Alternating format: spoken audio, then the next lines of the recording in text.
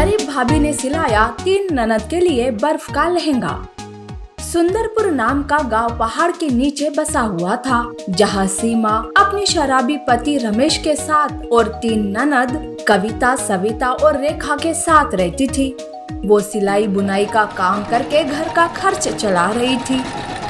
एक दिन उसने एक बहुत ही प्यारा सा लहंगा सिलाया, जिसे देखकर सीमा सोचती है, आज इस लहंगे के मुझे अच्छे खासे पैसे मिल जाएंगे। उन पैसों से मैं कुछ पैसे अपनी ननद के शादी के लिए जमा कर दूंगी। सीमा ऐसा सोच रही थी कि तभी वो लड़की आती है जिसका वो लहंगा था। सीमा भाभी, आपकी ननद से कौन शादी करेगा? वो बहुत ही कामचोर और मुंहफड़ है। ऐसा मत कहो मेरी ननद के बारे में, कोई ना कोई मिल ही जाएगा उन्हें। ये लो तुम्हारा लहंगा। वो लड़की सीमा को पैसे देकर चली जाती है। सीमा पैसे गिन ही रही थी कि रमेश वहाँ आता है। अरे सीमा, तू अपने पति से पैसे छुपाने लगी। अपने पति के साथ ऐसा करते हुए तुझे शर्म नहीं आती? चल ला पैसे। शर्म तो आपको आनी चाहिए। घर में 3 जवान बहनें हैं, उनकी शादी की उम्र हो चुकी है। आपको उनकी चिंता नहीं है, बस शराब की है। मैं ये पैसे नहीं दूंगी आपको। इस पर रमेश सीमा से झगड़ा करता है और जबरदस्ती पैसे छीन कर वहाँ से चला जाता है। सीमा अपने नसीब पर रोते रहती है। अब मैं क्या करूँ? ये आदमी तो दिन ब दिन शराब के नशे में पागल होता जा रहा है। सीमा रोती रहती है कि तीनों ननदें वही आती है। तब कविता कहती है, अब तो ये रोज का नाटक हो चुका है भाभी। आप हमारी शादी करके हमें यहाँ से विदा कर दो।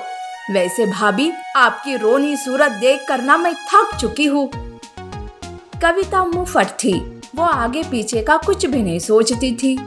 उसे रोकने के लिए उसकी बहन रेखा कहती है, चुप कर कविता, बकवास मत कर। भाभी हमारे लिए कितना कुछ करती है और तू है कि उन्हें ही बोल रही है। भाभी की मदद नहीं कर सकती तो चुप रहना सीख। नहीं रेखा, कविता को कुछ मत कहो। मैं तुम तीनों के लिए लड़के ढूंढ ही रही हूँ। बस अच्छे लड़के मिल गए तो मैं तुम तीनों की शादी कर दूंगी। देखा कविता, भाभी का दिल कितना बड़ा है। बस उसी वक्त कविता अपने पैर पटक कर वहाँ से चली जाती है। दूसरे दिन सीमा बाहर काम से जाती रहती है कि तभी उसे उसका मामा मिल जाता है। सीमा को देखकर मामा कहता है, सीमा, बड़े दिनों बाद दिख रही हो। क्या हाल चाल है बेटा तुम्हारे? और रमेश में कुछ बदलाव आया कि नहीं? मैं ठीक हूँ मामा जी, आप कैसे हो? और वो तो बस जैसे थे ना वैसे ही है। मैं तो ठीक हूँ बेटा। मामा जी, आपको पता है ना, मेरी 3 ननदें हैं। मैं उनके लिए लड़के ढूंढ रही हूँ। आपकी नजर में कोई लड़के होंगे तो बताइए। अरे वाह, मैं भी लड़कियों की तलाश में था। मेरे मित्र के 3 बेटे हैं, वो भी शादी के लिए लड़कियां ढूंढ रहे हैं। अगर ये रिश्ता पक्का हो गया तो एक ही घर में जाएगी तुम्हारी सारी ननदें। मामा जी, ये तो बहुत ही अच्छी बात बताई आपने। आपने मेरी बहुत बड़ी मुश्किल हल कर दी। सीमा बहुत खुश हो जाती है। वो घर आकर सबको खुश खबर देती है। पर तभी कविता कहती है, अरे कुछ नहीं होने वाला, तुम सब इतने खुश मत हो। हमारे नसीब में इतनी खुशी कभी आने वाली है क्या? कविता, देखो कभी ऐसे नकारात्मक बातें नहीं करते। देखो, तुम तीनों का एक ही घर में रिश्ता पक्का हो जाएगा। सीमा दूसरे दिन पूरी तैयारी करती है। लड़के वाले आते हैं। वो सीमा की ननदों को पसंद करते हैं और रिश्ता पक्का हो जाता है। शादी की तारीख भी निकाली जाती है। तब सीमा रमेश से कहती है, सुनिए, शादी की तारीख पास आ रही है। आप मेरी कोई भी मदद क्यों नहीं करते? अरे मैं क्या मदद करूं? वो मेरी बहनें थोड़ी ना है। वो तो तुम्हारी ननदें कम और बहनें ज्यादा है, इसलिए तुम ही संभालो और तुम ही तैयारी करो। ऐसा कहकर रमेश बाहर जाता है। पर वो बाहर जाते जाते वापस घर आता है। तब वो देखता है कि सीमा पेटी में कुछ पैसे रख रही है। उन्हें देखकर रमेश सोचता है, अरे वाह, कुछ दिनों के शराब का इंतजाम तो हो गया। वैसे भी ये सीमा बेवजह शादी में बर्बादी कर रही है पैसों की। मैं ले लूंगा तो मेरे काम में आ जाएंगे। सीमा के जाने के बाद रमेश उन पैसों को चुरा लेता है। रमेश उस दिन से घर भी नहीं आता है। सीमा रमेश के लिए परेशानी में थी, पर ननदों की शादी भी जरूरी थी, इसीलिए वो रमेश की चिंता न करते हुए काम पर लग जाती है। उस दिन वो पेटी में से पैसे निकालने जाती है, पर पैसों को न देखकर अरे अरे मेरे पैसे कहाँ चले गए? मैंने मेरी ननदों के लिए लहंगा खरीदने के लिए पैसे जमा किए थे, वो पता नहीं कहाँ चले गए। अब मैं 3 लहंगे कैसे खरीदूंगी? क्या हुआ भाभी, पैसे किसने चुराए? और किसने? रमेश भैया ने। हमारी तो किस्मत ही खराब है, एक शराब भाई और एक गरीब भाभी।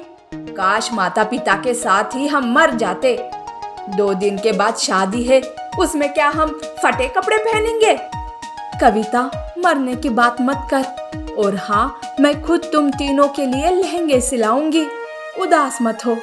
सीमा पहले ही शादी के लिए कर्जा उठाई थी, उसके पास अब लहंगे खरीदने के लिए पैसे नहीं थे। वो बहुत ही चिंतित थी। ऐसे में वो रात को पहाड़ के पास आती है और अपनी किस्मत पर रोती रहती है कि तभी वहाँ भगवान प्रकट हो जाते हैं। बेटी सीमा, मत रो। तुम जैसी मेहनती औरत को किस बात की चिंता है? भगवान जी, कल मेरी ननदों की शादी है। मैं उन्हें शादी में पहनने के लिए 3 लहंगे तक नहीं दे पा रही हूँ। मुझे बड़ा ही दुख हो रहा है इस बात का। बस इतना ही ना, मैं तुम्हें कभी न पिघलने वाली बर्फ के 3 लहंगे देता हूँ और मेरा आशीर्वाद है कि सभी की शादी ठीक से होगी। ऐसा कहकर भगवान 3 बर्फ के लहंगे सीमा को देकर गायब हो जाते हैं। सीमा उन बर्फ के लहंगे को अपनी ननद को दिखाती है, तब वो तीनों भी बहुत खुशी से फूले नहीं समाते। भाभी, ये बहुत ही प्यारे और नए लहंगे हैं। आप तो हमारी माँ से भी बढ़कर हो हमारे लिए। तीनों प्यार से सीमा को गले लगाते हैं। शादी के दिन वो तीनों भी बर्फ के लहंगे में सज रही थी। हर कोई बर्फ के लहंगों की तारीफ कर रहे थे। शादी भी अच्छे हो जाती है। सीमा उनकी विदाई करती है, तभी वहाँ रमेश लंगड़ाते हुए आता है। सीमा, मुझे माफ कर दो। मैंने तुम्हारे पैसे चुराए, लेकिन उसकी सजा मुझे मिल गई। उसी रात मेरा एक्सीडेंट हो गया और मैं अपाहिज हो गया। सीमा रमेश को माफ कर देती है। रमेश अब सुधर चुका था, सब कुछ ठीक ठाक चल रहा था। उसी वक्त सीमा को भी लहंगे बनाने का बड़ा ऑर्डर मिल जाता है और सीमा के गरीबी के दिन अमीरी में बदल जाते हैं। पानीपुरी स्ट्रीट फूड वाला। बाजार में एक छोटे से पानीपुरी के ठेले के सामने लोगों की भीड़ लगी हुई थी। लोग पानीपुरी के लिए लंबी लाइन में खड़े होकर पानीपुरी का इंतजार कर रहे थे। तभी वहाँ एक बस आती है। उस बस से राजू नाम का एक आदमी उतरता है। राजू सामने लोगों की लंबी लाइन देखकर चौंक जाता है। यही नहीं, लाइन में खड़े लोगों में बाकी के लोग अपना ice cream, coconut water, cold drinks भी बेच रहे थे। अरे बाप रे, इतनी बड़ी लाइन, इतने सारे लोग। ये इतने सारे लोग इस धूप में लाइन में खड़े होकर किसका इंतजार कर रहे होंगे? चलो मैं भी देखता हूँ। राजू बड़ा ही आतुर होकर सामने सामने जाते रहता है। दरअसल वो लोग लाइन में पानीपुरी के लिए खड़े थे। पानीपुरी का ठेला तो बंद था। वो सारे पानीपुरी का ठेला शुरू होने का इंतजार कर रहे थे। ये सब देखकर तो राजू के होश ही उड़ जाते हैं। पानीपुरी का ठेला अभी तक खुला भी नहीं कि लोगों की लाइन लग गई। और तो और ये छोटे स्टॉल वाले अपनी अपनी चीजें भी बेच रहे हैं। आखिर क्या बात है इस पानीपुरी में? तभी राजू लकड़ी के बेंच पर बैठे एक आदमी को देखता है। वो बड़ी हिम्मत करके उस आदमी को पूछने ही वाला था कि तभी वहाँ एक के पीछे एक तेजी से 10 बेंच कार्स आकर रुक जाती है। उन कार में पानीपुरी बनाने का सामान भरा रहता है। तब एक एक कार से पानीपुरी का पानी, उसकी सब्जी और बाकी का सामान लेकर आदमी कार से उतरते हैं। ये देखकर तो राजू और भी परेशान हो जाता है। अरे बाप रे, ये क्या चल रहा है यहाँ पर? इस मामूली पानीपुरी का मालिक 10 बेंज कार्स में आया। ये सब तो मेरे समझ के बाहर है। ऐसा नजारा तो मैं पहली बार देख रहा हूँ। अरे यार, ये आदमी आखिर है कौन? राजू देखता है कि लंबी लाइन में खड़े लोग पानी पूरी वाले से पानी पूरी मांगने लगते हैं। उस पानी पूरी ठेले का नाम था दोस्त पानी पूरी खाओ।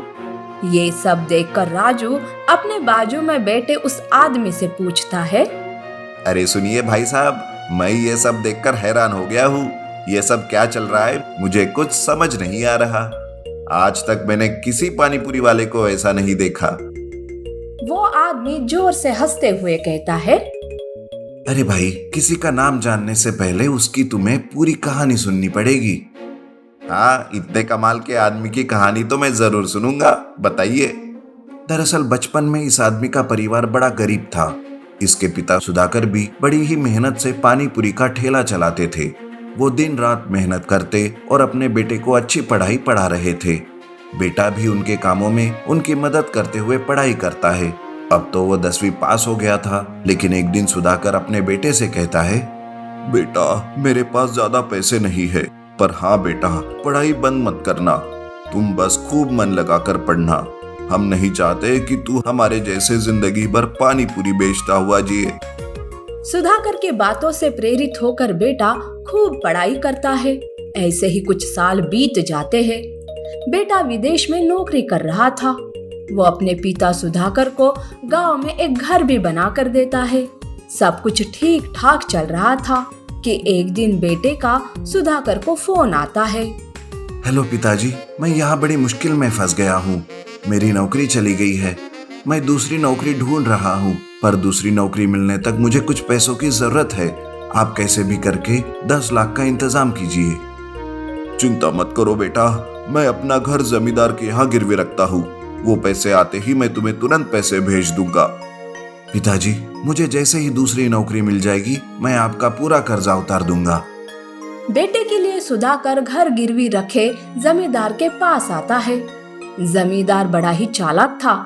सुधाकर को पढ़ना लिखना नहीं आता था, इसीलिए जमींदार उसका फायदा उठाता है। जमींदार घर गिरवी के नहीं बल्कि घर खरीदने के कागज तैयार करता है और उस पर सुधाकर का अंगूठा ले लेता है। वो घर अब जमींदार का होता है। जमींदार सुधाकर को एक भी पैसा नहीं देता है। सुधाकर गिड़गिड़ाते हुए कम से कम 10 लाख रुपए देने के लिए कहता है, पर जमींदार उसकी एक नहीं सुनता है। जमींदार सुधाकर और उसकी बीवी को घर से बाहर निकालकर घर पर कब्जा कर लेता है। उधर विदेश में सुधाकर के बेटे को नौकरी नहीं मिलती है और वो भारत वापस आ जाता है। जब वो गांव आता है तो उसे सारी बात पता चलती है। तब बेटा खुद के पास जो कुछ सामान था उसे बेच देता है। सामान बेचकर उसे कुछ पैसे मिल जाते हैं। उसके पास पैसे तो आ गए, पर अब वो कौन सा व्यापार करे उसे कुछ समझ नहीं आता। थोड़ी देर सोच विचार करने के बाद, अरे इतना सोचने की क्या बात है, मैं अपने पिताजी का ही पानी पूरी का व्यापार आगे बढ़ाऊंगा। बेवजह इतना दिमाग खराब कर दिया सोचने में। तब वो व्यापार के लिए नए नए प्लान बनाता है। वो अपने व्यापार की पब्लिसिटी करने के लिए एक एड बनाता है। उस एड में आवाज तो उसकी थी, पर दूसरी तरफ की आवाज लड़की की सुनाई देती है। दोस्त पानी पूरी खाओ, जल्द ही अपने गांव में ये नया दुकान खुलने वाला है, इसीलिए ये पानी पूरी खुद भी खाने के लिए आओ और अपने बाकी दोस्तों को भी लेकर आओ। ये एड सुधाकर का बेटा अपने दोस्तों में फॉरवर्ड करता है। पूरा 1 महीना बस यही पब्लिसिटी होती रहती है। लोग भी फोन पर लड़की की आवाज सुनकर उन्हें लगता है कि पानी पूरी का दुकान कोई लड़की शुरू करने वाली है। इस तरह से पानी पूरी के व्यापार की खूब पब्लिसिटी होती है। दुकान के पहले दिन ही लोगों की भीड़ इकट्ठा हो जाती है, पर पानी पूरी का ठेला देखकर, अरे ये तो एक छोटा सा पानी पूरी का ठेला है, यहाँ तो कोई लड़के वड़के नहीं बल्कि आदमी है। अरे पर देखो ना, कितने साफ सुथरे तरीके से पानी पूरी बेच रहा है ये। हाँ, वैसे भी हमें क्या करना है, आज तो फ्री में पानी पूरी मिलेगी। इस तरह से लोग पानी पूरी बड़े ही मजे में खा लेते हैं। कुछ लोग पानी पूरी बनाने का साफ सुथरा तरीका देखकर प्रभावित हो जाते हैं, तो कुछ लोग पानी पूरी के टेस्ट से प्रभावित हो जाते हैं। इस तरह से पानी पूरी की दुकान पूरे शहर में मशहूर हो जाती है। इतनी मशहूर कि करीब साल भर के बाद में ही पूरे इंडिया में लोग आकर पानी पूरी की फ्रेंचाइजीज लेने लगते हैं और इस तरह से एक साल के अंदर ही 3 लाख के ऊपर सुधाकर के पानी पूरी की फ्रेंचाइजी शुरू हो जाती है। ये सारी कहानी सुनकर राजू भी पानी पूरी वाले से प्रभावित हो जाता है।